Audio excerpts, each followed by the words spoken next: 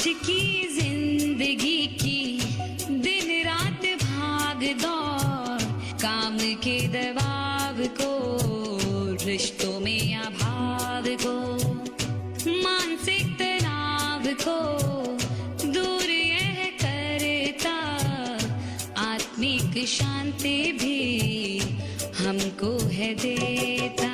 तो आओ अपनाएं योगा योगा योगा योगा योगा योगा योगा, आओ मेरे दोस्तों हम अपनाएं योगा। सुबह को नहीं तो शाम को होगा, शाम को नहीं तो सुबह को होगा। योगा योगा योगा योगा योगा योगा योगा, आओ मेरे दोस्तों हम अपनाएं योगा।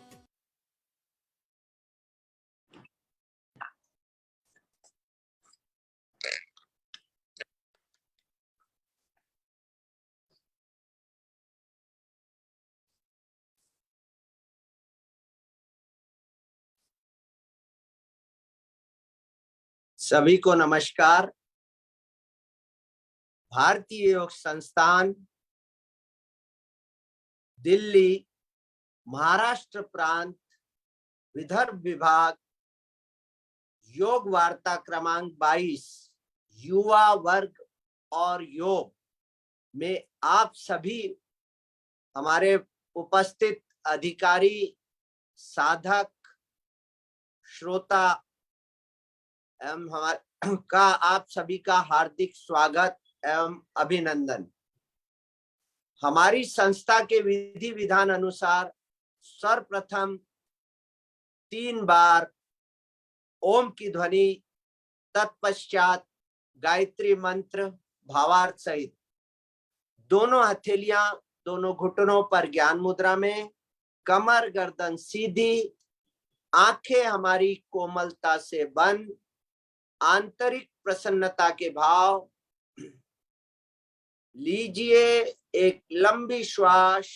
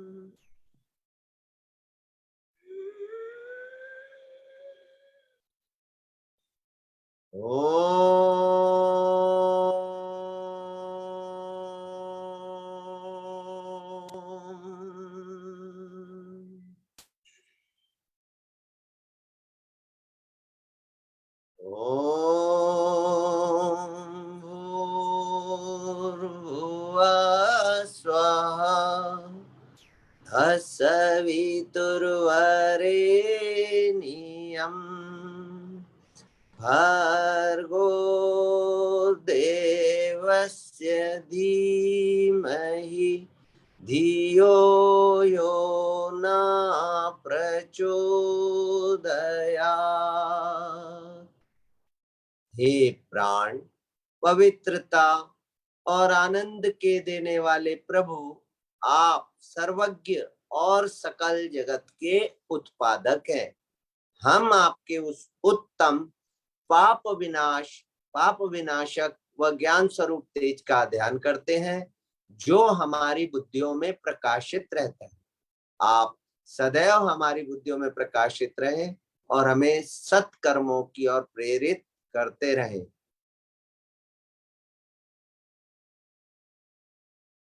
कोमलता से नेत्र खोलें।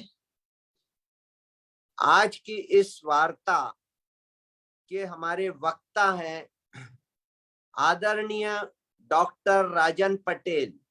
डॉक्टर राजन पटेल का संक्षिप्त में परिचय देता हूं क्योंकि आज हमारे साथ युवा वर्ग जुड़ा है, इसलिए उनका परिचय देना भी आवश्यक है। डॉक्टर राजन पटेल पेशे से एलोपैथी डॉक्टर हैं। आप पिछले 25 वर्षों से भारतीय योग संस्थान दिल्ली से जुड़े हुए हैं एवं विभिन्न पदों पर रहते हुए आपने हमारा मार्गदर्शन किया और आज आप महाराष्ट्र प्रांत के मार्गदर्शक के रूप में हमारे अपनी सेवाएं हमें दे रहे हैं। मैं आपका हृदय की अंतरंग गहराइयों से बहुत बहुत आभार और धन्यवाद प्रकट करता हूं कि आप समय समय पर हमें प्रोत्साहित भी करते हैं। आज के इस परिवेश में युवा वर्ग जिस तरह से हापी धापी के जीवन में अपना जीवन जी रहा है, उस जीवन को संतुलित करने के लिए योग कितना कारगर साबित होगा, इस विषय पर आप हमारा मार्गदर्शन करेंगे।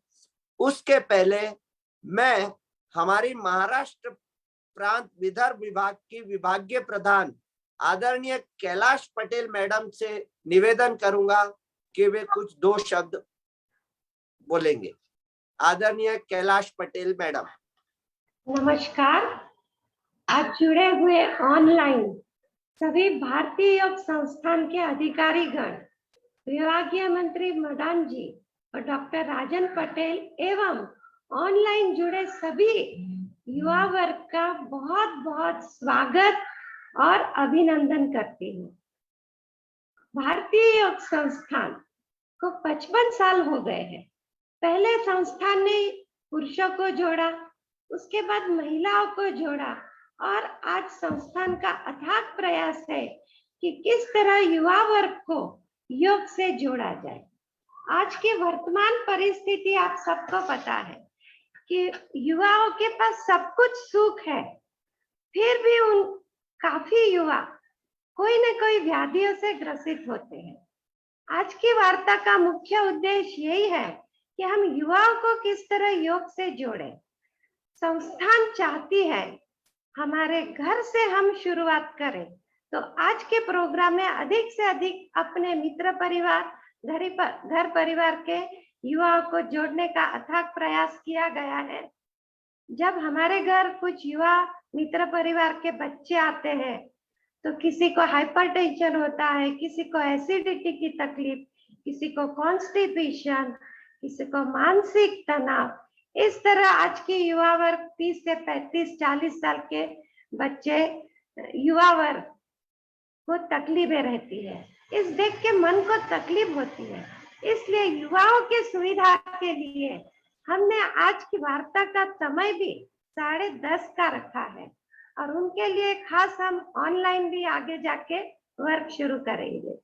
तो मेरी आप सबसे विनंती है कि आपको जो लाभ धन से नहीं मिलता है, सुख, शांति, सब कुछ है आज के युवा के पास, पर मन की शांति नहीं है।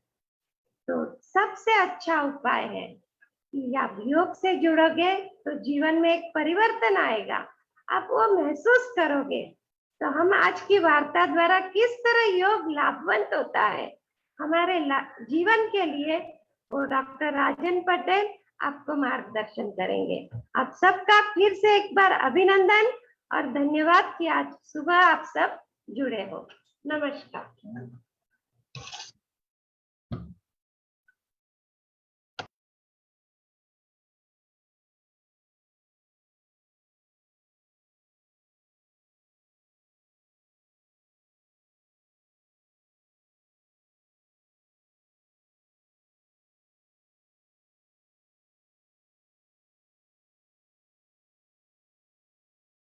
सर माइक ऑन कर लीजिए। नमस्कार, आप सभी जुड़े हुए हमारे साथियों को हार्दिक स्वागत करता हूं और खास करके युवाओं का स्वागत करता हूं क्योंकि युवाओं को के लिए आज का प्रोग्राम है। लास्ट यानी 21वें जो योग वार्ता जी थी, अभी ये 22वीं वार्ता है। 21वीं वार्ता में हमने देखा था कि बूढ़ों के लिए या बुजुर्गों के लिए योग कितना महत्वपूर्ण है। उनके लिए योग अलग है, उनकी मॉडिफाइड करना पड़ता है, योग आसन मॉडिफाई करना पड़ता है। मगर युवाओं के लिए तो पूरा उनका दुनिया ही खाली है, जो कुछ करे उनके लिए अच्छा ही है। इसके लिए उनके जो आसन है वो परफेक्शन की ओर जाना चाहिए। बुजुर्गों में परफेक्ट नहीं किया तो भी हरकत नहीं, उनकी खाली बेसिक कैसा है कि उनको हलचल होनी चाहिए। मगर युवाओं के लिए तो अच्छा ही होगा कि आसन उनको खींचते तानते हुए करेंगे। अभी इसके लिए मैं आपको कुछ स्लाइड्स अभी दिखा दे रहा हूँ।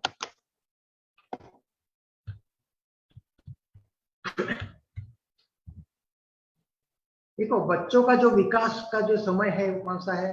जो बच्चे जन्म से है, जन्म से 5 या 10 साल के रहते तब तक का उनका विकास होता रहता है। ये विकास बौद्धिक विकास भी होता है, शारीरिक विकास भी होता है, अंदर के ग्लैंडुलर सिस्टम्स जो है वो भी धीरे धीरे अच्छी होने लगती है। ये इमैच्योर रहती है तब तक।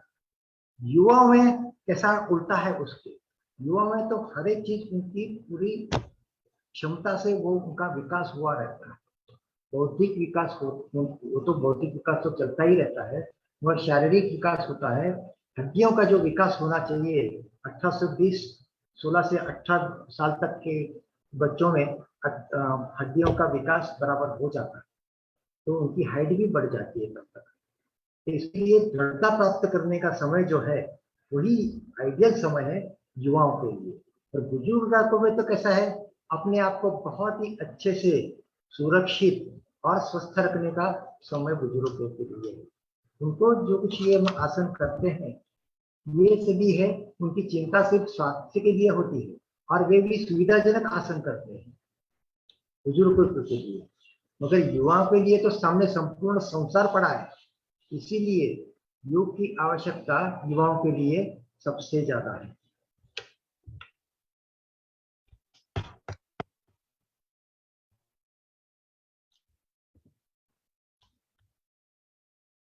कोई भी युवा या कोई भी आदमी, हमारा जो कुछ जीवन है वो चिरकाल अच्छा रखना चाहते हैं।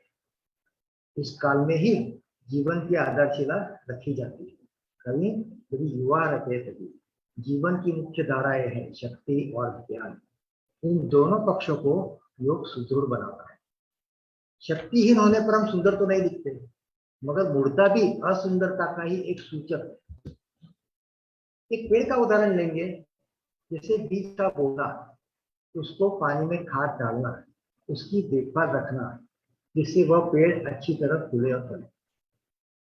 बचपन में जो हम अच्छे संस्कार डालेंगे तो उसका बच्चे का भविष्य भी अच्छा ही होने वाला है। योग करने से युवाओं में शक्ति, संतुलन, लचीलापन कौन सा? शारीरिक लचीलापन और शारीरिक बुद्धि में भी सुधार होता है। उनकी पर्सनालिटी डेवलपमेंट हो जाती है शुरू से ही।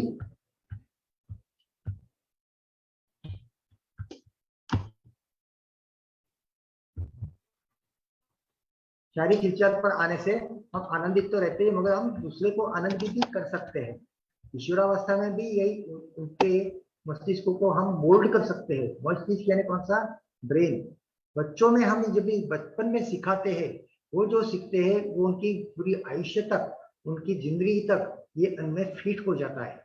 इसके लिए बच्चों को मोल्ड करना, बच्चों के ब्रेन को मोल्ड करना जरूरी है। बचपन से ही हमारा मानसिक दबाव को झेलने की हमें ताकत आ जाती है, हम सीख जाते हैं। आत्मविश्वास और स्वयं को जान सकते हैं कि मैं कौन हूँ, मुझे क्या करना है, आगे डिसीजन क्या लेना है, वो बचपन से ही उसको आत्मविश्वास आ। योग करने से सामाजिक और भावनात्मक संतुलन और विकास भी होता है।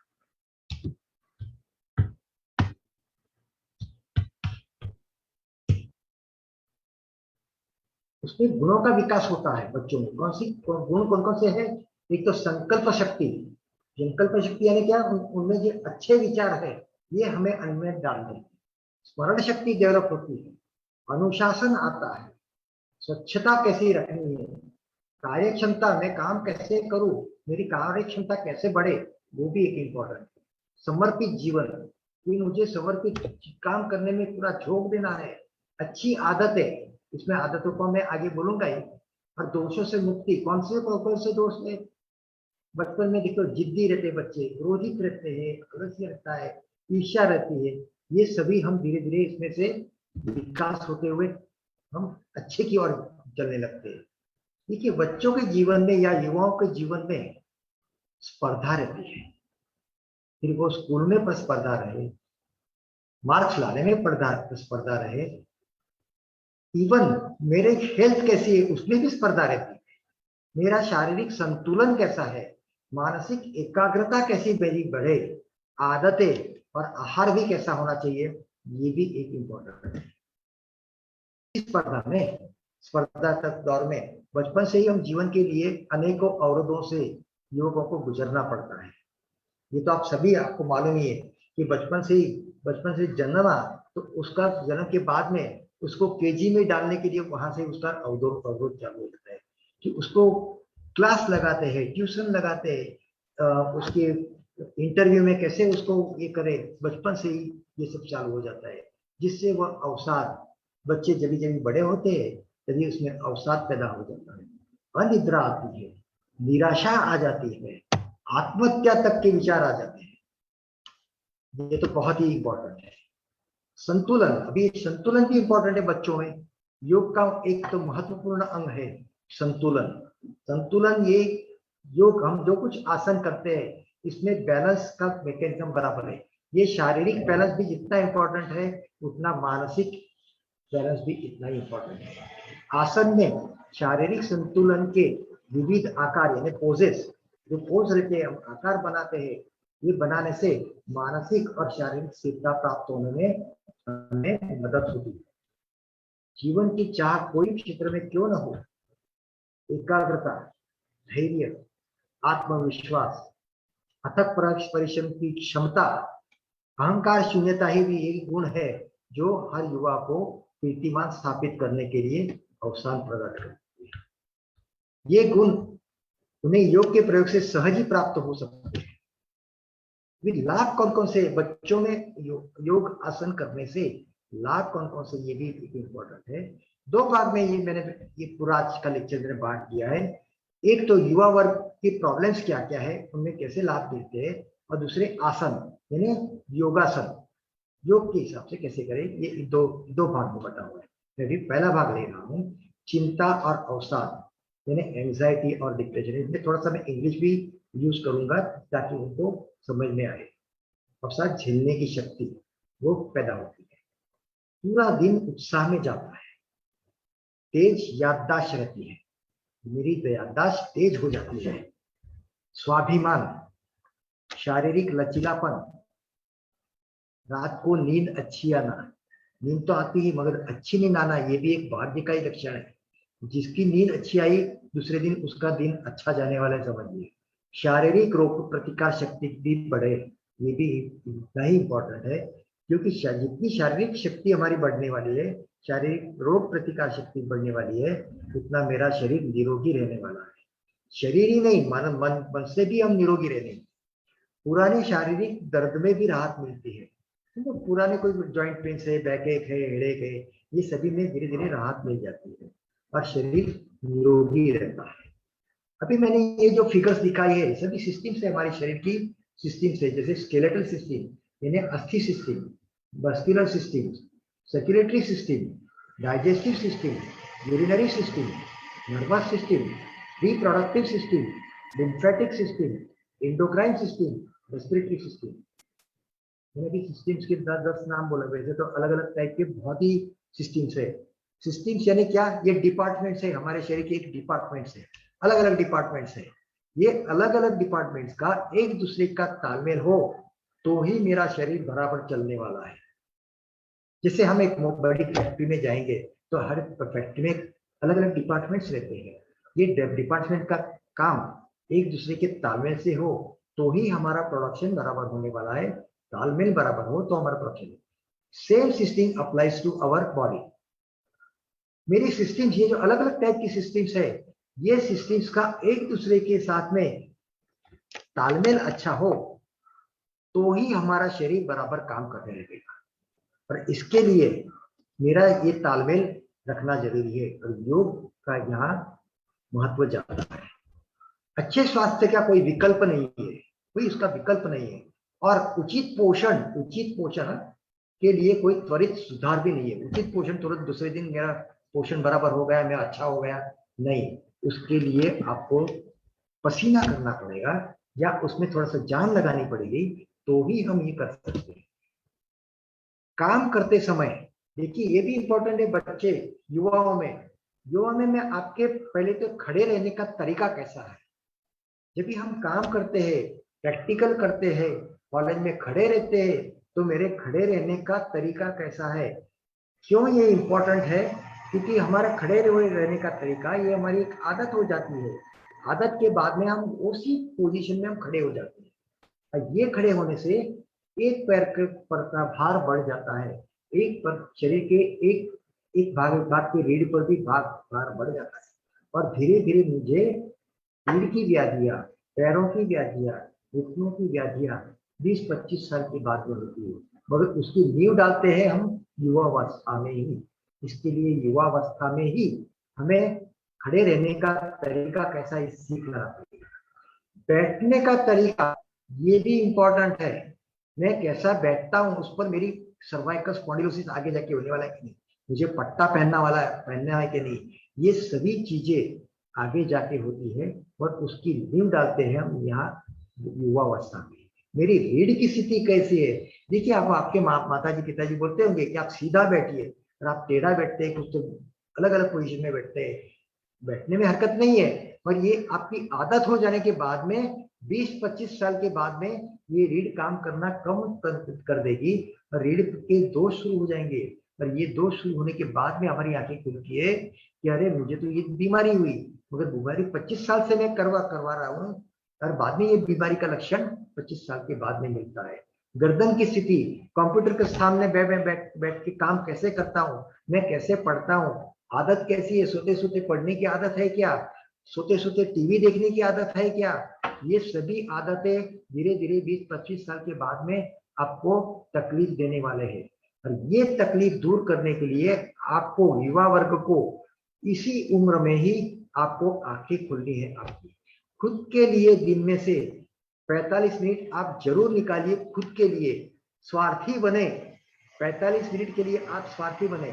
बाकी हम जो दिन भर काम करते हैं, ये तो हम लोगों के लिए काम करते हैं, हमारे लिए भी काम करते हैं, सामने वाले के लिए भी काम करते हैं, मगर 45 मिनट ऐसी रखिए आप कि खुद के लिए आप रखिए। देखिए आदतें कौन कौन सी है बच्चों की, सुबह सुबह उठते हैं तो बेड टी चाहिए उनको, सुबह सुबह बिस्तर में ही चाय पीते दो के लिए, जंक फूड का अधिक सेवन, रात को देर से सोना, देर से उठना, कम पानी पीना, ये भी एक लक्षण है कि धीरे धीरे ये लॉन्ग टर्म में आपको तकलीफ देने वाले हैं।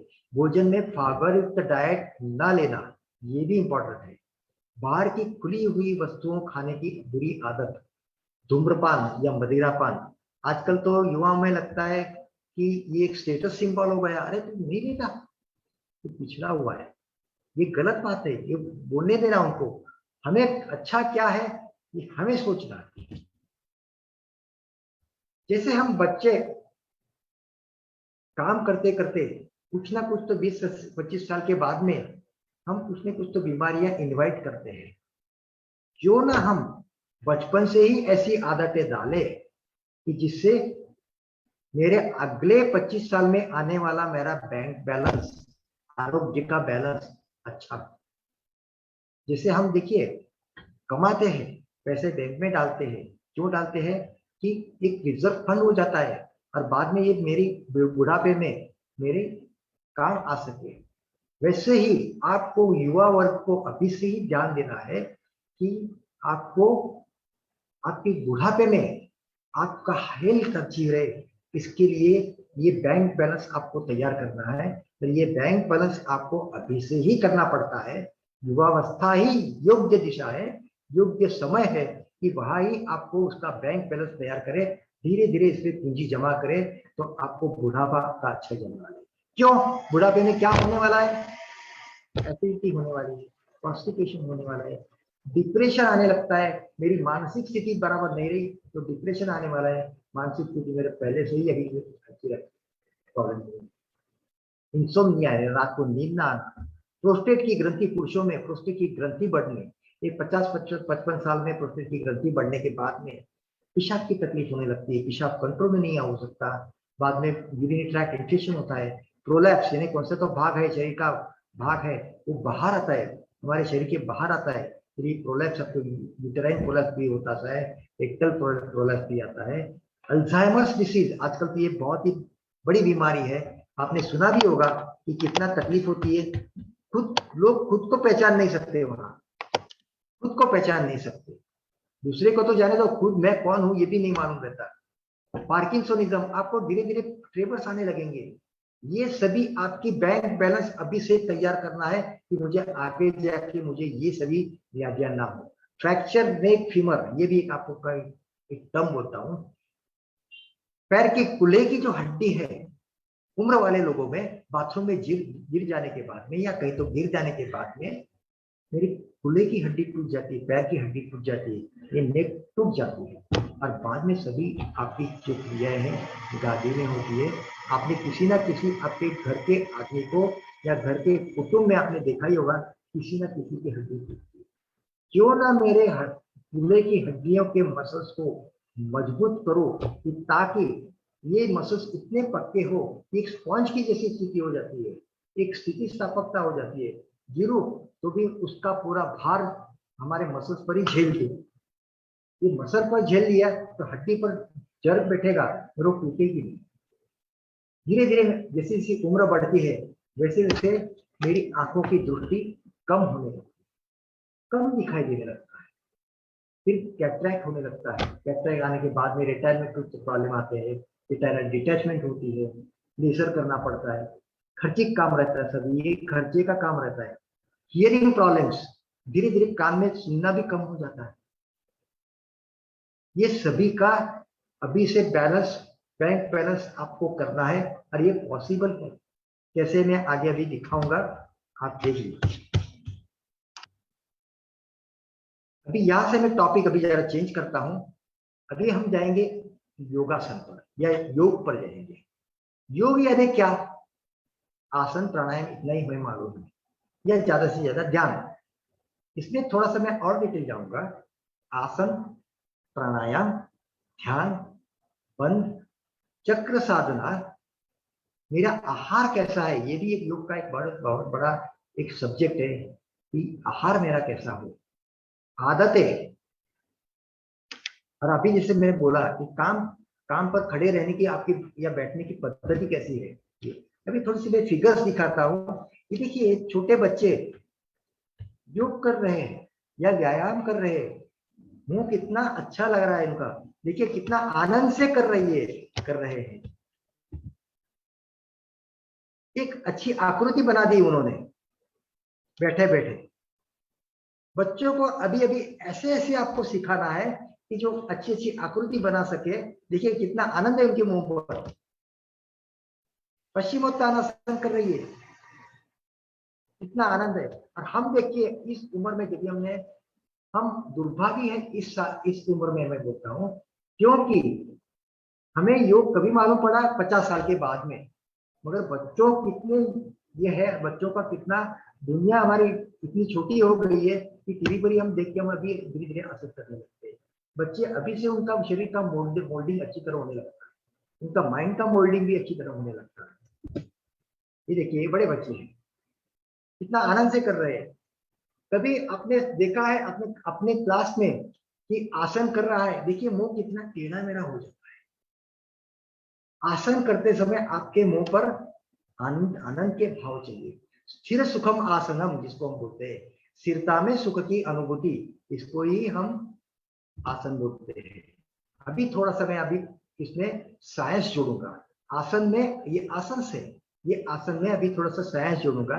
ये खड़े हुए आसन है।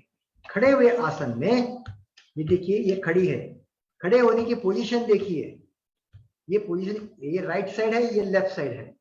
दोनों पोजीशन में बराबर एक इसका जो गुरुत्व मध्य है, यानी सेंटर ऑफ ग्रेविटी, बराबर दोनों पैरों के बीच में आना चाहिए। साइड से देखेंगे तो ये गुरुत्व मध्य, सेंटर ऑफ ग्रेविटी देखिए कहाँ आई है। ये रहने से आपके मसल्स दोनों बाजू के, राइट साइड और लेफ्ट साइड, ये दोनों मसल्स एक दूसरे के पूरक होते हैं, एक बराबर स्थिति आ जाती है। अभी बराबर स्थिति आने के बाद में अभी मैं थोड़ा सा इसमें आपको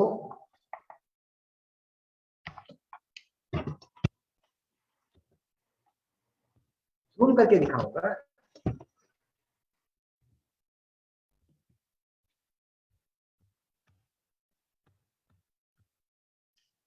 ये साइड में खड़ा हुआ है, ये साइड में खड़ा है। अभी देखिए मसल्स की एक्शन कैसी होती है।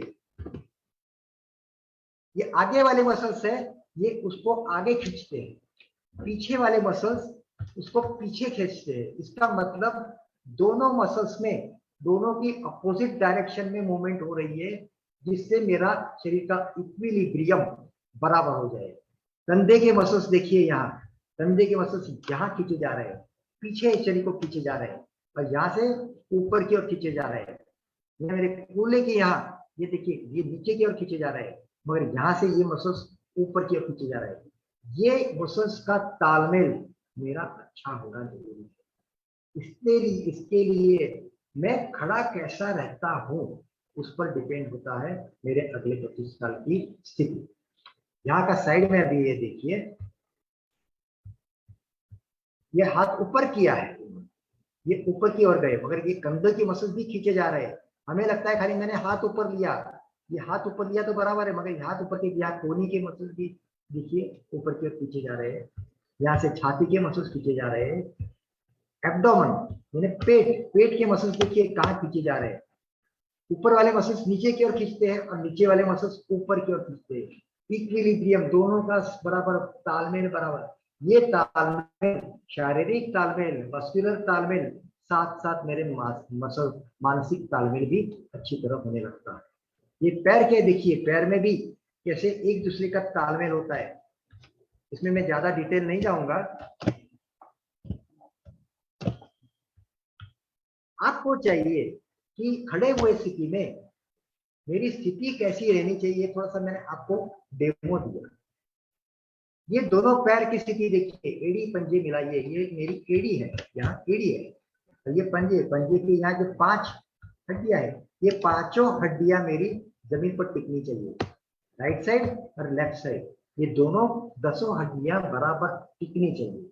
ये जब भी टिकती है तो एक मेरा छोटा सा एक बेस हो जाता है, उस पर मेरा पूरा बॉडी इक्विलिब्रियम में खड़ा रहता है। इसका सेंटर ऑफ ग्रेविटी देखिए कहाँ।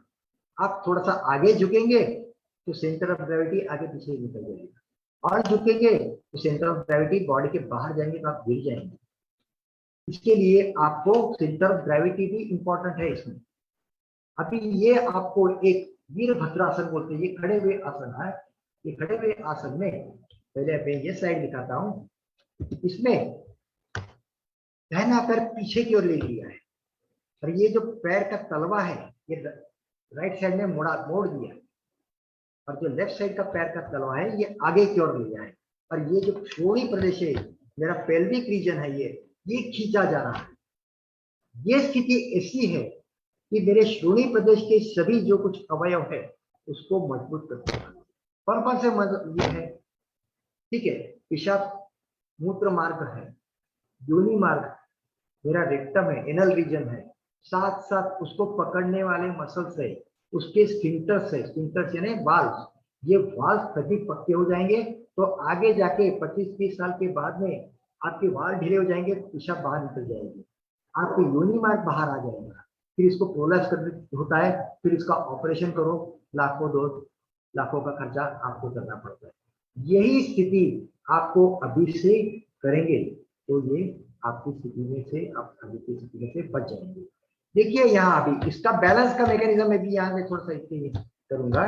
ये देखिए, ये पैर थोड़ा सा ये लंबा या बाहर की ओर है, और ये जो पैर सीधा आगे की ओर है, ये यहाँ का पैर ये आगे की ओर, यहाँ से यहाँ एक छोटी सी बैलेंस की मैकेनिज्म हो जाती है, एक नैरो हो जाता है, मगर इसका वाइड बेस कितना वाइड है देखिए, और इसका सेंटर ऑफ ग्रेविटी जहाँ गिरेगा नहीं। लेकिन ये स्थिति मैं मस्कुलर स्थिति दिखा देता हूँ।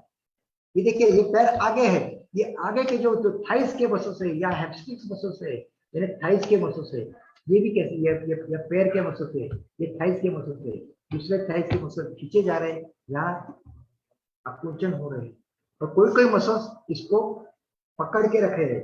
3 टाइप के मसल्स यहाँ यूज हो रहे हैं, एक तो आकुंचन करने वाले, दूसरा प्रसरण करने वाले यानी रिलैक्स करने वाले, और तीसरा उसको जकड़ के रखने वाली, ताकि मेरी स्थिति ना बदले। ये स्थिति आपको करनी है। इसके लिए आपको ये जो कुछ मस्कुलर सिस्टम्स है, इसके लिए आपको जो भी करेंगे, हर एक स्थिति धीरे धीरे करनी है। इसमें आपको बिल्कुल जल्दी करनी नहीं है। यही तो फर्क है व्यायाम और आसन में, व्यायाम और योग में। योग में धीरे धीरे कोई भी स्थिति है एकदम धीरे धीरे होती है, सांसों के साथ होती है। मैं अगले स्लाइड में दिखाऊंगा। ये जो 3 स्थितियां हैं, ये वीरभद्रासन है। ये पहली स्थिति जो है ये, दूसरी स्थिति ये है, तीसरी स्थिति ये है। इसको वॉरियर पोज बोलते हैं। वॉरियर पोज एक शुरातन लेने वाली एक पोज है, इसलिए इसको वॉरियर पोज बोलते हैं। ये है गरुड़ासन। आपने देखा होगा, इसमें आप यहां देखेंगे नीचे, इसका बेस कितना छोटा है और वो गिर नहीं रहा। गिरने के लिए उसका सेंटर ऑफ ग्रेविटी निकल जाना चाहिए, नहीं निकलता। यहाँ देखिए, ये जो है पैर यहाँ मोड़ दिया है, यहाँ से अभी आगे से भी यहाँ उठना मोड़ा हुआ है और यहाँ से ही जुड़ा हुआ है। इसकी बैलेंस का मैकेनिज्म अभी इसका क्यों होता है? एक तो उसकी मस्कुलर सिस्टम बराबर पक्की होनी चाहिए। आगे की स्लाइड अभी आप देखेंगे, ये मस्कुलर सिस्टम। मस्कुलर सिस्टम देखिए, ये पैर मोड़ा हुआ है, उस पर ये पैर उसके ऊपर, पैर के ऊपर पैर आ गया, ये स्थिति है बराबर। अभी इसलिए ये बैलेंस बराबर होने लगता है। ये है वृक्षासन, खड़े स्थिति। ये सभी जो आसन है ये बैलेंस के मैकेनिज्म, शरीर का बैलेंस का मैकेनिज्म डेवलप करते हैं। ये मस्कुलर का जो बैलेंस है कहाँ होता है? यहाँ तो होता है, मगर उसका कंट्रोल कहाँ से होता है? छोटे ब्रेन में से होता है। छोटा ब्रेन कहाँ है? मस्तिष्क के पीछे है। ये जो मस्तिष्क के पीछे छोटा ब्रेन है, ये सभी मस्कुलर एक्टिविटी या हमारा शरीर का मैकेनिज्म, बैलेंस का मैकेनिज्म छोटा ब्रेन, और यहाँ कान के अंदर वेस्टिबुलर सिस्टम है। ये 2 सिस्टम्स है कि जो हमारे पक्के होने चाहिए, तो ही हमारा मस्कुलर मैकेनिज्म बहुत ही अच्छी तरह होगा। ये है दंडासन। आपको लगेगा जिसको योग का कुछ नॉलेज ही नहीं है, ये लड़की तो खाली बैठी हुई, उसको क्या फायदा होने वाला है, ऐसे ही लगेगा आपको।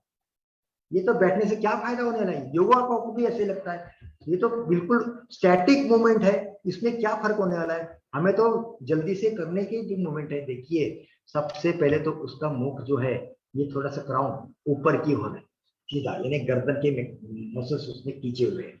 लेकिन अभी यहाँ से ये छाती से यानी गले से कि पूरा पेल्विक रीजन तक की रीढ़ को उसने खींचा ऊपर की। इससे दोनों हथेलियां पृथ्वी पर रखते हुए खींचा है, ये खींचा हुआ है। थाइज प्रेस डाउन, थाइज जो है उसको दबा दिया जमीन पर।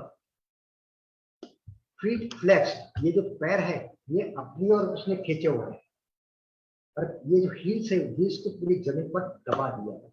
होता है क्या? ये जो सभी मसल्स है ये पूरे पक्के हो जाते हैं। पेल्विक रीजन जो है ये थोड़ी सी फॉरवर्ड है। स्पाइन लॉन्ग हो गया है। ये लॉन्ग होने से आगे जाके आपको नर्व प्रेसिंग जो होता है, या नर्व के अंदर की गद्दियां, जो रीढ़ के अंदर की जो गद्दियां हैं ये दबती है, और बाद में वहां के नर्व जो दबती है, और बाद में प्रेशर सिम्टम्स आने से बाद में शायटिका के प्रॉब्लम्स होते हैं, बाकी के अलग अलग टाइप के प्रॉब्लम्स होते हैं, सर्वाइकल स्पॉन्डिलोसिस हो सकता है। ये सभी टालने के लिए सेट ऑफ मसल्स रहता है। इसमें का ये एक खाली एक उदाहरण के तौर पर मैंने दिखा दिया। अभी यहाँ शोल्डर ब्लेड्स, शोल्डर ब्लेड से नहीं, यहाँ जो पीछे जो मसल्स है, दो स्कैपुला बोलते हैं, इसको मैंने थोड़ा सा पीछे की ओर ले लिया। ये खाली पीछे की ओर लिया तो बराबर, तो मेरी छाती फूल गई, छाती के मसल्स फूल गए, छाती में हवा भरने की क्षमता बढ़ी, ऑक्सीजन और कार्बन डाइऑक्साइड का एक्सचेंज बढ़ा। कितने फायदा हुआ देखिए। और ये एक ही स्थिति में रहने से। अभी उसका ये मस्कुलर सिस्टम देखिए, 3 टाइप के मसल्स है। एक तो यहाँ रेडिश लिखा हुआ है, ब्लू है, और दूसरा जो है ग्रीन है।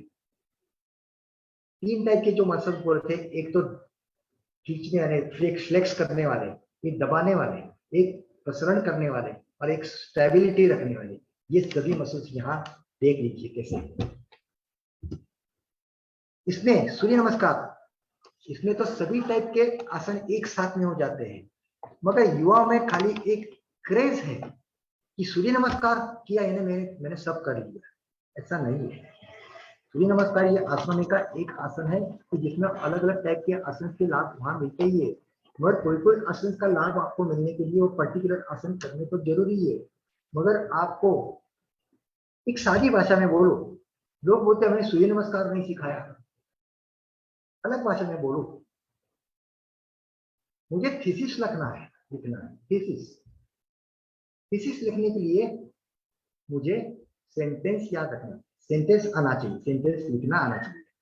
सेंटेंस लिखने के लिए मुझे वर्ड लिखना आना चाहिए, और वर्ड लिखने के आने के लिए मुझे अल्फाबेट्स लिखने आने चाहिए। अभी ये अल्फाबेट्स पहले तो सीखने चाहिए, सीधा हम थीसिस नहीं लिख सकते। वैसे ही सूर्य नमस्कार पर सीधा एकदम मत जाइए, धीरे धीरे एक एक आसन बढ़ाते जाइए, और पूर्णता की स्थिति में फिर आप सूर्य नमस्कार की स्थिति में आप जा सकते हैं। आसन के प्रकार ये देखिए, साइंस कहाँ तक पहुंच गया है। आसन कौन कौन से है? करेक्टिव आसन जो शरीर की मेरी व्याधियों को ठीक करने वाले आसन है। रिलैक्सिव आसन जो मेरे शरीर को आराम देने वाला आसन है। मेडिटेटिव आसन जो मेरे ध्यानात्मक स्थिति में मैं जा सकूं, इसके लिए मेरे आसन है। करेक्टिव आसन में यानी व्याधियां ठीक करने वाले आसन कौन कौन से भी देखिए, इसमें 3 टाइप के आसन। एक तो रीढ़ पर असर करने वाले, दूसरे है मांसपेशियां और हड्डियों पर असर करने वाले, और तीसरा है मेरी शरीर के बैलेंस के मैकेनिज्म। मैं अभी जो बोला छोटा ब्रेन और कान के अंदर का वेस्टिबुलर मैकेनिज्म होती है, जिसको हम इंग्लिश में बोलते हैं रीढ़ पर असर करने वाले। those muscles, those asanas which act on vertebral column, ये इंटेरोसेप्टर्स के 2 भाग है, 3 भाग है। एक तो मांसपेशियों पर असर करने वाले, जिसमें गोमुखासन यानी ऐसा पीछे से दोनों हाथ की हड्डियां एक दूसरे को पकड़ लिया। त्रिकोणासन की जो बैलेंस करते हैं, साथ साथ मेरे मसल्स को भी खींचते हैं, रीढ़ को भी खींचते हैं। मत्स्यासन, ये सभी आसन ये इंटेरोसेप्टर्स में आते हैं। अवयवों पर या ग्रंथियों पर असर करने वाले विसेरा यानी क्या? शरीर के अंग पर असर करने वाले यानी कौन कौन से? पश्चिमोत्तानासन, अर्धमध्यांद्रासन। और शरीर के बैलेंस पर जो मैकेनिज्म है उस पर असर करने वाले वेस्टिबुलर ऑर्गन पर असर करने वाले वृक्षासन। अभी जो मैंने आसन की स्लाइड दिखाई, वृक्षासन, सर्वांगासन, शीर्षासन, गरुड़ासन, ये सभी जो आसन है ये है। अभी रिलैक्सिव आसन कौन कौन से है? शरीर को आराम देने वाले, थकान दूर करने वाले आसन, शवासन, शिथिलासन, मकरासन और योग निद्रा। और मेडिटेटिव आसन में ये स्थिति में बैठते हुए बिल्कुल ना हिले हुए मैं ध्यानात्मक स्थिति में जाऊं, वो आसन कौन कौन से? पद्मासन, सिद्धासन, स्वस्तिकासन, वज्रासन, ये सभी आसन उसमें आता है। आसन के 5 अंग है। हमें आसन में बैठते हैं तो हमें आसन तो करना आना चाहिए। इसमें क्या होता है? आसन को खींचना आना चाहिए, तानना आना चाहिए, मरोड़ना आना चाहिए, और वापस आने को भी आना चाहिए। खींचना, तानना, मोड़ना और वापस, ये एक आसन करने की स्थिति है। ये आसन, ये स्थिति करते समय आपका ध्यान श्वासों पर चाहिए। आप व्यायाम करेंगे तो आपका ध्यान श्वासों पर नहीं रहता, श्वास कैसे भी आता है जाता है, नहीं। यहाँ आसन में आपका उसका ध्यान जो है श्वास की गति के साथ में आपकी जो शरीर की मूवमेंट है, ये मूवमेंट और श्वास की गति, ये दोनों का तालमेल आपको धीरे धीरे बैठना है। इजी नहीं है। साथ साथ में ये जब हम तालमेल बिठाते हैं, आसन में अलग अलग पोज में जाते हैं, तभी हमारा शरीर भी स्थिर चले। स्थिरता पर हमारा ध्यान होना चाहिए।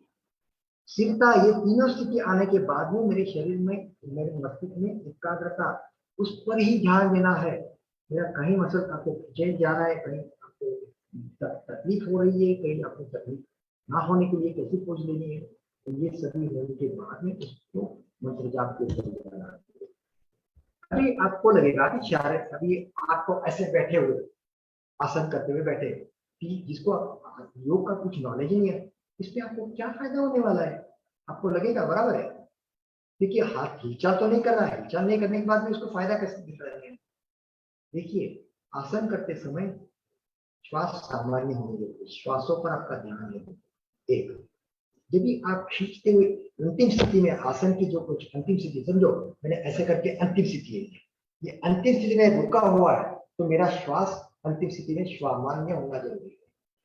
उस स्थिति में मेरे शरीर खींचा जा रहा है और इसी खिंचाव को मैंने रखा हुआ है, मेरे वहां का ब्लड सप्लाई बनने वाला है, रक्त की पूर्ति जहां तक रक्त मेरा पहुंचता नहीं था वहां पहुंचना शुरू हो जाती है।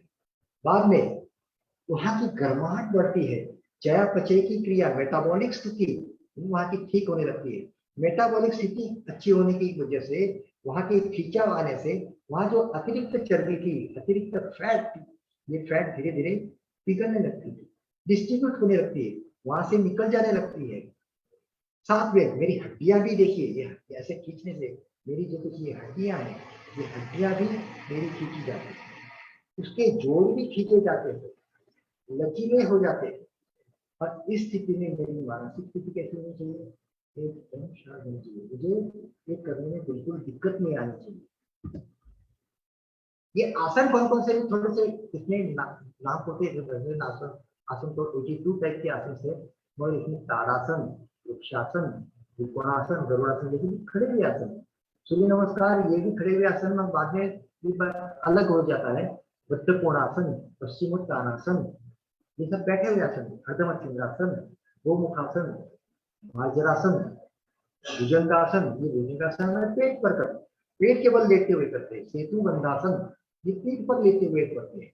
हलासन, योग निद्रा, और बाद में शवासन। ये अलग अलग टाइप के आसन से अलग, हर एक आसन की एक विशेषता है, और ये विशेषता दूसरे आसन में देखने को नहीं मिलती। उसका कॉम्बिनेशन मिलेगा, और एक आसन की जो विशेषता है, ये विशेषता दूसरे आसन में नहीं मिलेगी। अभी प्राणायाम नहीं है। प्राणायाम यानी क्या, सांसों की फूका फूकी तो नहीं है, दो सांसों में दूरी बढ़ाना। उसका एम क्या चाहिए, हम जो श्वास ले रहे और छोड़ रहे, ले रहे और छोड़ रहे, दो श्वासों के बीच में जो है इसका अंतर बढ़ाना, इसको हम प्राणायाम बोलते हैं, प्राणों का आयाम बोलते हैं।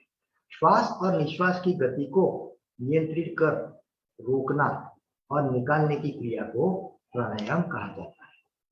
प्राणायाम करने से मन शांत होता है। क्यों, मेरी श्वास धीरे धीरे, मेरा ध्यान पूरा, मैं धीरे धीरे अंतर्मुखी होने लगता हूँ, मेरी पूरा ध्यान को मैं अंदर देखता हूँ। मेरी 5 ज्ञानेंद्रियां हैं कि जिससे मैं बाहर के और कांटेक्ट करता हूँ। आंखों से मैं देखता हूँ, कानों से मैं सुनता हूँ, नाक से मैं सूंघता हूँ, जीवा से मैं चखता हूँ, और त्वचा से मैं स्पर्श करता हूँ।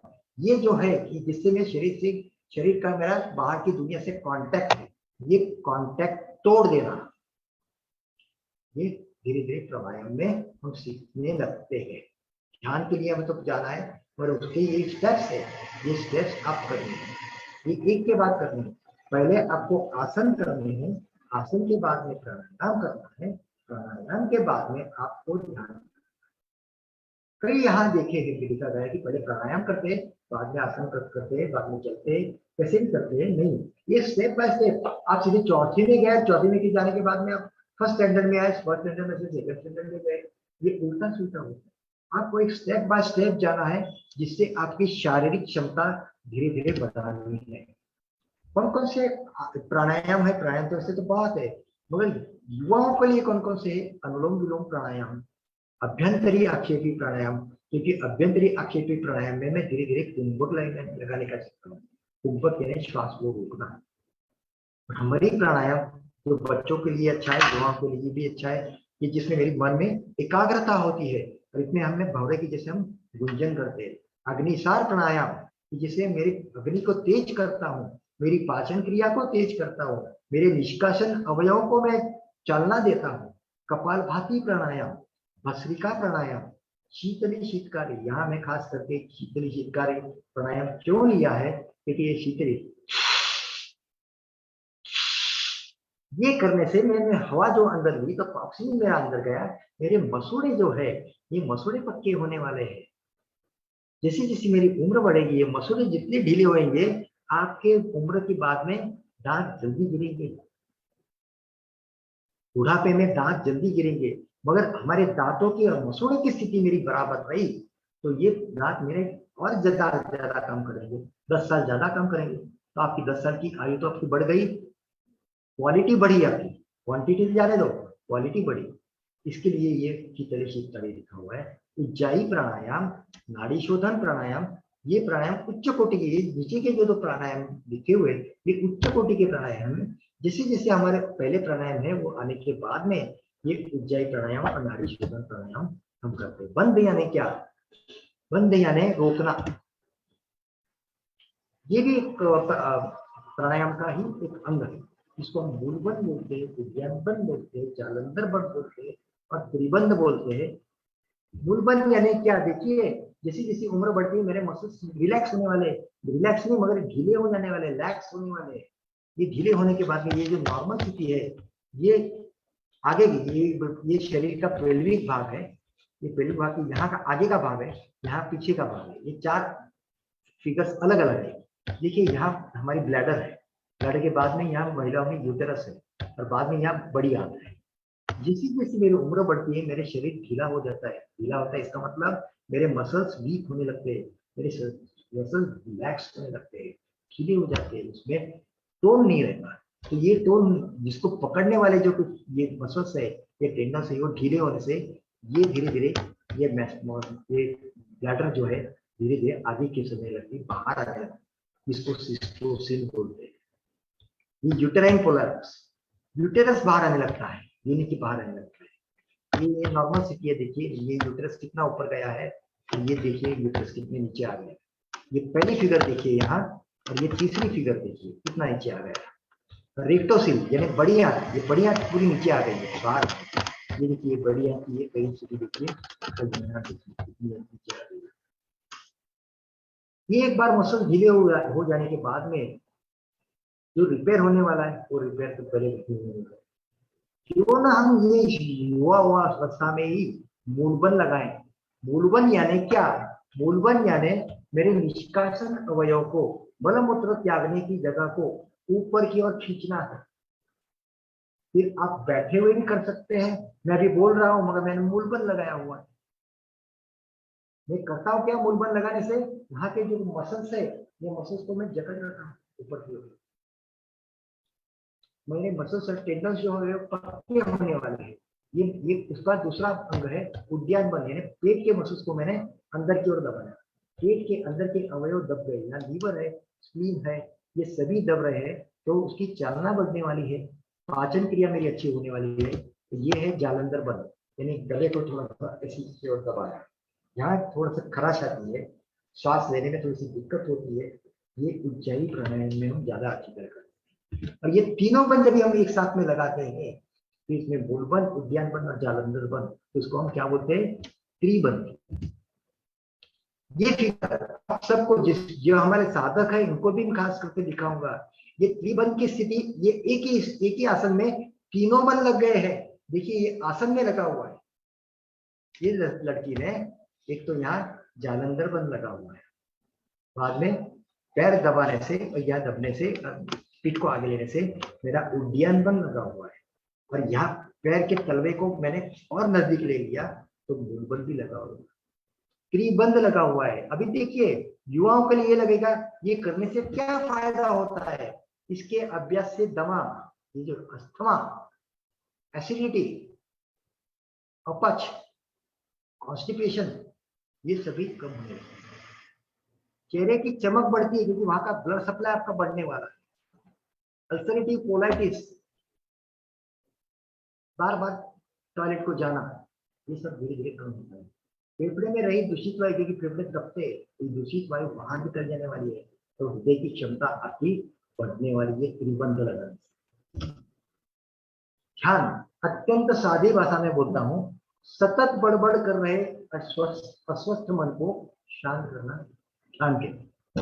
सतत बड़बड़ कर रहे, अंदर कंटिन्यूस चालू है आपका बड़बड़, अस्वस्थ मन है, इसको शांत करना ध्यान करते। यहाँ ध्यान की स्थिति आपने कभी देखे भी, फिगर्स भी देखी होगी, चक्र साधना।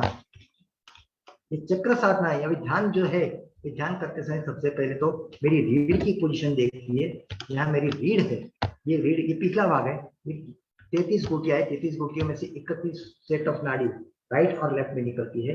ये पीले रंग का जो दिखाई दे रहा है ये नाड़ियां है, और नाड़ियों में सिर्फ यहाँ गुच्छे रहते हैं जिसको हम चक्र बोलते हैं। ये चक्र पतंजलि महर्षि ऋषि ने 5000 साल पहले खोजे थे। उन्होंने नाम दिए थे ये 5 चक्र जो है कि जो हमारे रीढ़ पर है, बाकी के 2 चक्र है कि यहाँ तो आज्ञा चक्र और यहाँ ये अपना सहस्त्रार चक्र ये है, मगर रीढ़ पर के जो चक्र है ये मूलाधार चक्र जो यहाँ है, स्वाधिष्ठान चक्र जो उसके ऊपर थोड़ा सा, मणिपुर चक्र यानी बराबर नाभि के पीछे रीढ़ पर चक्र, अनाहत चक्र यानी छाती के पीछे रीढ़ पर चक्र, विशुद्धि चक्र यानी गले के पीछे के बाजू। ये 5 चक्र का नाम 5000 साल पहले दिया हुआ है, और उसकी खोज साइंस ने कभी की जब भी एनाटॉमी का डिस्कवरी हुई। एनाटॉमी, शारीरिक एनाटॉमी कभी हुई चालू 200, उसकी हिस्ट्री 200 या 300 साल। आप विचार करो कितना हमारा नॉलेज है, और ये नॉलेज अभी पश्चिम की तरफ जा रहा है, उसके नए नाम आ रहे हैं। हमारी एक जिम्मेदारी नहीं बनती क्या है कि हम हमारी धरोहर को रखें, दूसरा कोई ले जाए हरकत नहीं, और उस पर पेटेंट ले नहीं। इसके लिए मेरा उद्देश्य यही है कि युवाओं को, खास करके युवाओं को, कि जो अगली पीढ़ी है वो रिस्पॉन्सिबल सिटीजनशिप होने वाले आगे, उनको अपनी भारतीय संस्कृति को संवर्धन तो करना ही है, उसको बढ़ाना है। और हमारी ये जो विद्या है कि जो वहां जा रही है, जाने दो हरकत नहीं, और उसका पूरा पेटेंट भी वो ले, ये नहीं चलेगा। 200-300 साल पहले ये जो है, इसका नाम भी बोल देता हूँ, सर्वाइकल प्लेक्सस की जिसको विशुद्धि चक्र, ब्रैकियल प्लेक्सस की जो यहाँ रहता है, बाद में मणिपुर चक्र जिसको सोलर प्लेक्सस बोलते हैं, नंबर प्लेक्सस, सैक्रल प्लेक्सस। ये प्लेक्सस अभी 200 या 300 साल पहले बिल्कुल मालूम नहीं थे, मगर ये 5000 साल पहले ये सभी चक्र यानी क्या, गुच्छे, और वो भाग को वो बराबर कंट्रोल करते हैं। एक और नाड़ी का मैं जिक्र करना चाहूंगा जिसको वेगस नाड़ी बोलते हैं। वेगस नर्व बहुत ही इंपॉर्टेंट है। ये वेगस नर्व यह शरीर की सबसे लंबी तंत्रिका नर्व है। इसकी शुरुआत मस्तिष्क से, मस्तिष्क में 12 सेट ऑफ नर्व जो है कि जो यहाँ से 12 नर्व की जो बिल्कुल डायरेक्ट ब्रेन से कनेक्शन है, डायरेक्ट निकल जाती है यहाँ की, जो थ्रू वर्टेब्रल कॉलम नहीं जाती या स्पाइनल कॉर्ड से नहीं जाती, तो उसका सीधा कनेक्शन ब्रेन से ही है। इसकी शुरुआत शायद मस्तिष्क ही है, मस्तिष्क यानी ब्रेन, और पूरे शरीर में फैली हुई है। इसका काम करने का असर हमारे श्वसन तंत्र, पाचन तंत्र और हृदय के तंत्र पर पड़ता है। इसकी फिगर भी मैं आपको दिखाऊंगा बाद में। वेगस नाड़ी स्टिमुलेट होने से होता है क्या, अवसाद काबू में आता है, मेरा डिप्रेशन वो काबू में आता है, भावनाओं पर नियंत्रण आता है, मेरी भावनात्मक कंट्रोल आ जाता है, उच्च रक्तचाप पर नियंत्रण आता है, हृदय की गति में कमी आती है। अभी ये फिगर में थोड़ा सा आपको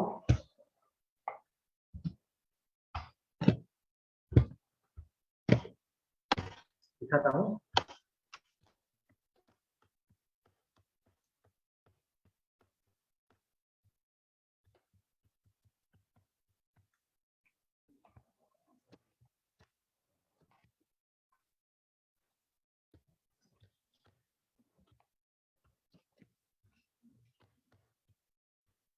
ये मस्तिष्क है, ये पूरा मस्तिष्क के ऊपर है। ये मस्तिष्क में से 2 सेट, राइट साइड और लेफ्ट साइड, ये 2 नाड़ियां, वेगस नाड़ी देखिए, पीला जो भाग है ये आप देखते जाइए कहां तक वो पहुंचता है। देखिए अभी आप धीरे धीरे नीचे है स्पाइनल कॉर्ड, यहाँ लैरिंक्स को भी सप्लाई करती है। लैरिंक्स यानी स्वर यंत्र, जो मेरे आवाज का तंत्र है वो भी उस पर डिपेंड है। धीरे धीरे आगे जाइए, इसोफेगस अन्न नली, उसको भी सप्लाई करता है। धीरे धीरे लंग्स को सप्लाई करता है, लंग्स को गया, लंग्स के बाद में हृदय को भी सप्लाई करती है। हृदय के बाद में नीचे जाने के बाद में ये लीवर को भी सप्लाई करती है, स्प्लीन को भी सप्लाई करती है, किडनीज, गॉल ब्लैडर, बड़ी आंत, छोटी आंत। देखिए ये छोटी आंत कब तक, जब तक मेरे गुदा का भाग है कहाँ तक, वहां तक उसका सप्लाई है। कि जिसका कनेक्शन सीधा ब्रेन से ही है। ये वेगस नाड़ी आपको एक्टिवेट रखेगी, तो ही आपके सभी तंत्र, सभी सिस्टम्स, रेस्पिरेटरी सिस्टम है, कार्डियोवास्कुलर सिस्टम है, कौन सी भी सिस्टम है, ये सभी का तालमेल हमारी वेगस नाड़ी से रहता है। वेगस नाड़ी आपको प्रभावित करनी जरूरी है। और वेगस नाड़ी प्रभावित करने के लिए आपको करना क्या, कुछ नहीं, ओम बोलिए। देखिए ओम, जब भी मैं म बोलता हूं तो यहाँ वाइब्रेशन आता है, यहाँ वाइब्रेशन आता है, यहाँ लैरिंक्स है स्वर यंत्र, और स्वर यंत्र पर वाइब्रेशन आता है। ये वाइब्रेशन होने से यहाँ से जाने वाली जो वेगस नाड़ी है ये प्रभाव में आती है। गुनगुनाना, फिर ये गुनगुना प्रार्थना से गुनगुनाइए या गाना, कौन सा पिक्चर का गाना रहा तो भी हरकत नहीं, आप गुनगुनाते रहिए। ये गुनगुनाते ही आपकी वेगस नाड़ी प्रभावित होने वाली है। गहरा लंबा श्वास, जो डायफ्राम हमारा है, ऊपर और नीचे होता रहता है, जिससे मेरी वेगस नाड़ी प्रभाव में आती है। सिंहासन, आगे पद्मासन लगाते हुए जब दोनों हाथ आगे की ओर करते हुए, ये जो है ये स्वर यंत्र में वाइब्रेशन होता है। ये वाइब्रेशन से पूरी वेगस नाड़ी प्रभाव में आती है। उज्जाई प्राणायाम, ये उच्च कोटि का प्राणायाम, मगर उज्जाई प्राणायाम से वेगस नाड़ी भी प्रभावित होती है। ये एक फिगर मैं आपको दिखाना चाहूंगा। कोई भी योगी जो योग करता है, आसन करता है, उसका शरीर आपने अभी ऐसा देखा है कभी? अभी मैं इसको थोड़ा सा मैं डिटेल करता हूँ। इसकी नसें देखिए, इसकी मसल्स देखिए, नॉर्मल मसल से 3 गुने मसल ज्यादा है। एक, इसका मस्तिष्क नॉर्मल ही, खाली बढ़ाई कहाँ से, यहाँ से उसने बढ़ाया है। इसकी नाड़ियां भी, यानी वेन्स, नर्व्स, नर्व देखिए, इसके मसल्स के ऊपर स्किन पर वेन्स दिखती है, प्रोमिनेंट ये वेन्स दिखती है यहाँ। ये नसों का जाल उसने इतना कर दिया है। अभी नसें देखिए आप, कितनी खुली रही नसें। आपको इसको ही मैन कहते हैं, ये मालूम है? ये डेवलप करने के लिए आपको शरीर को कितना खाना चाहिए, कितना पीना चाहिए, कितना व्यायाम करना चाहिए, कितना वजन उठाना चाहिए, कितनी इसकी ताकत बढ़ानी चाहिए। 3 गुना मसल्स, जो अभी के मसल्स है, ये मसल्स को 3 गुना मैंने बढ़ाया, हाइपरट्रॉफी किया। इससे 3 गुना बढ़ाने से मेरा अंदर शरीर की जो ब्लड सिस्टम, जिसकी लंबाई, शरीर के अंदर की ब्लड सिस्टम की लंबाई ऑलमोस्ट 80,000 से 1,10,000 तक रहती है।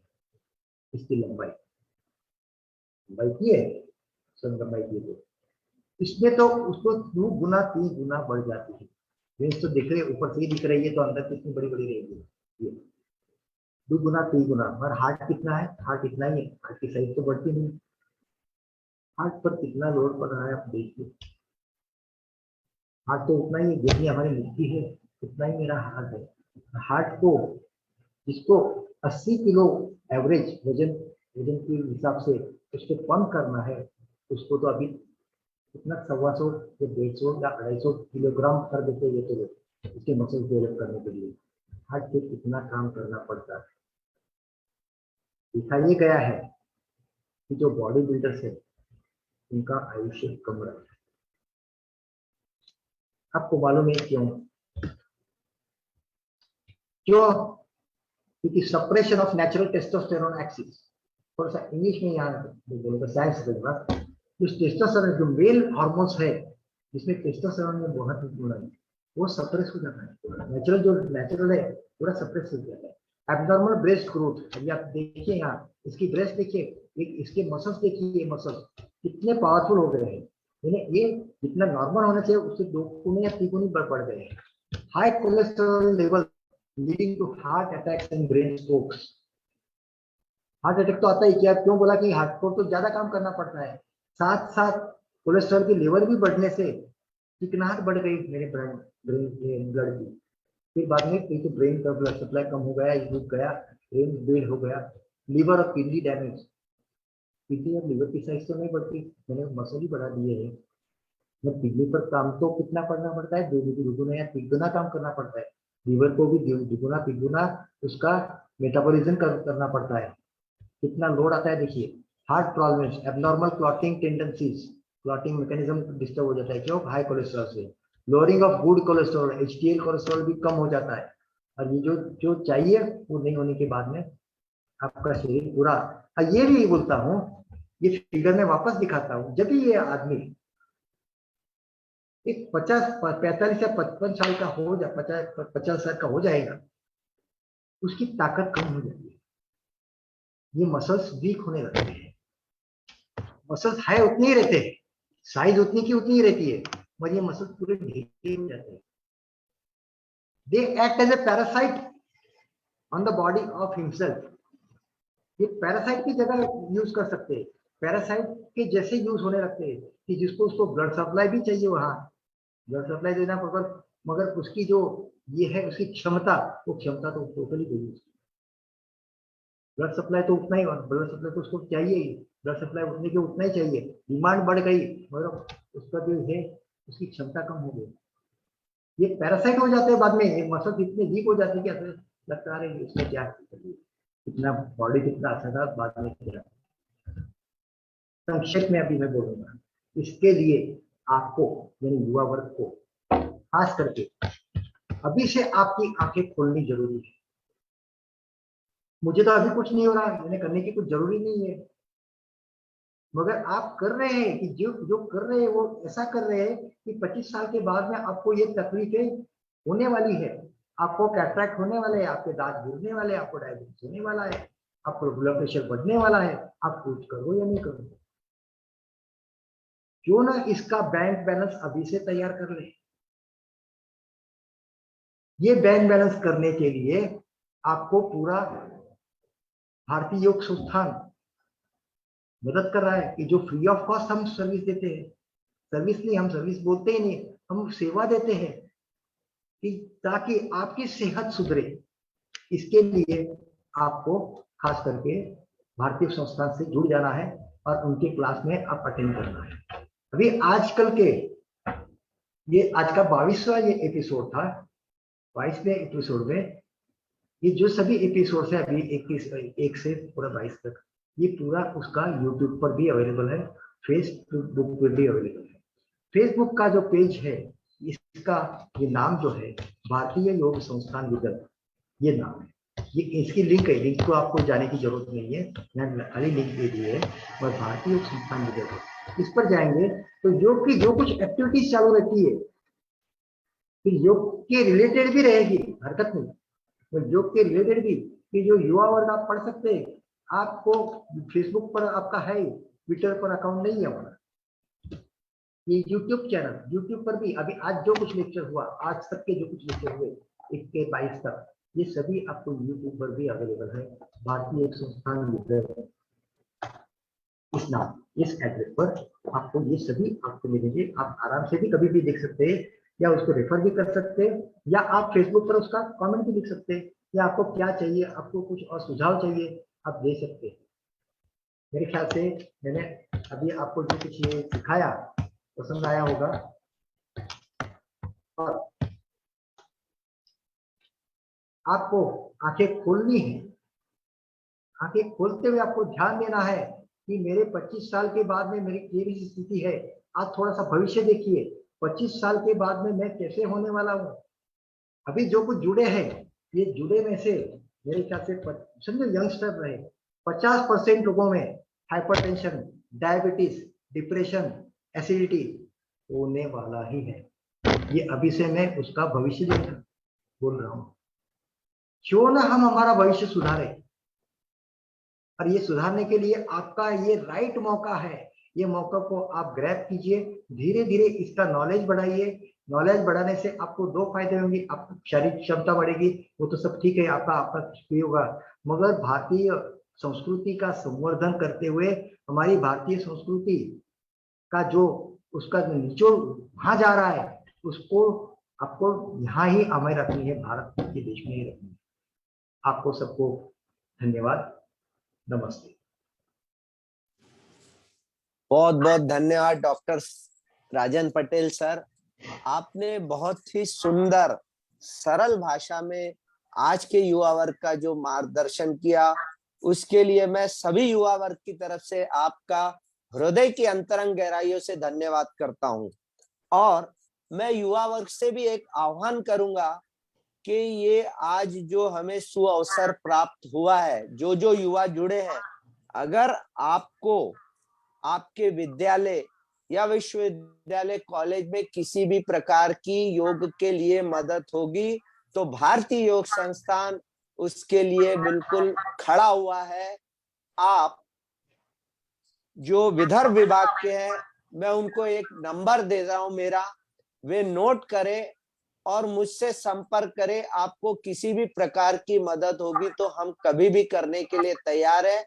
हमें सिर्फ हमारा उद्देश्य, भारतीय योग संस्थान का उद्देश्य, जो कि हमारे संस्थापक श्रद्धेय प्रकाश लाल जी ने मन में एक संकल्प लिया था कि भारतीय योग संस्थान भारतवर्ष के हर घर पर, दरवाजे पर योग की दस्तक देगा और जो एक ये पवित्र यज्ञ कार्य है उसका बीड़ा उठाया हुआ है और वो हम पूर्ण करने का संकल्प लेते हैं। तो आप मेरा नंबर नोट करेंगे, 9422805017। आप मुझसे संपर्क करें और किसी भी प्रकार का अगर आपको ऑनलाइन प्रोग्राम करना हो तो आप मुझसे संपर्क करके मैं डॉक्टर साहब से संपर्क कर उस प्रोग्राम का आयोजन बहुत सुंदर तरीके से अगर लाइव करना चाहते हैं तो करेंगे। पर उसमें ऐसा नहीं कि 5-50, कम से कम उस विद्यालय विश्वविद्यालय के 200-300 लोग हो तो उसका हमें पूरा लाभ प्राप्त होगा। आप सभी का बहुत बहुत धन्यवाद। अंत में मैं उस युवा वर्ग का भी फिर से एक बार धन्यवाद करता हूं कि आपने हमारे शब्दों को महत्व देते हुए इस प्रोग्राम से जुड़े। अंत में हमारी जो एक प्रथा है शांति पाठ, तो सभी शांति पाठ के लिए तैयार रहेंगे। दोनों हथेलियां दोनों घुटनों पर ज्ञान मुद्रा में, कमर गर्दन सीधी, आंखें हमारी कोमलता से बंद, आंतरिक प्रसन्नता के भाव, एक लंबी श्वास लेकर ओम की ध्वनि, पश्चात शांति पाठ।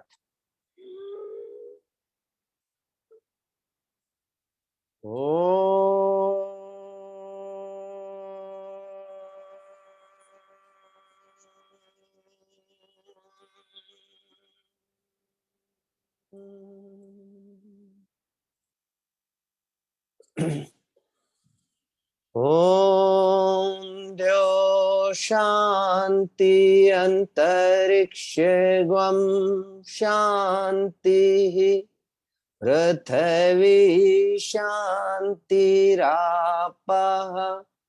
शांतिरोषधय शांतिः वनस्पतय शांतिर्विश्वे देवा शांति ब्रह्म शांतिः सर्वगम शांतिः शांतिरेवा शांतिः सामा शांतिरेद्धि।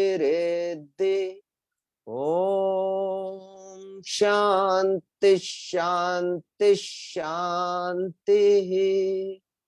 कुछ पल शांत अवस्था को ग्रहण करें।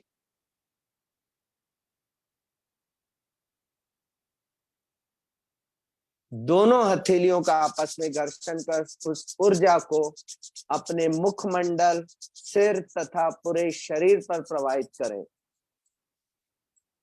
कोमलता से नेत्र खोलें।